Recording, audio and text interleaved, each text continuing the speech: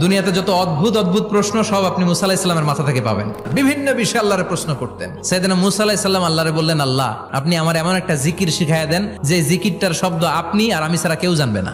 দিনে রাতে সব সময় এই জিকির আমি করব, আপনারে ডাকবো, কিন্তু শর্ত হলো এই জিকিরটা জানবে শুধু আপনি আর জানবো শুধু আমি। আল্লাহ বললেন, মুসা পড়ো লা ইলাহা ইল্লাল্লাহ।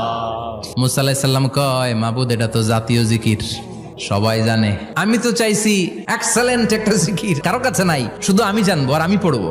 আল্লাহ বললেন, মুসা এই লা ইলাহাকে যদি এক পাল্লায় রেখে দাও, তাম বিশ্ব, 7 আকাশ 7 জমিনটারে তুলে যদি তুমি আরেক পাল্লায় রেখে দাও, লা রাজাহাত কাফাতু লা ইলাহা ইল্লাল্লাহ, মুহূর্তের মধ্যে লা ইলাহার পাল্লা ভারী হয়ে যাবে। ও মুসা, তুমি যতই এক্সক্লুসিভ জিকির চাও, লা ইলাহার চেয়ে দামি জিকির আমার কাছে নাই।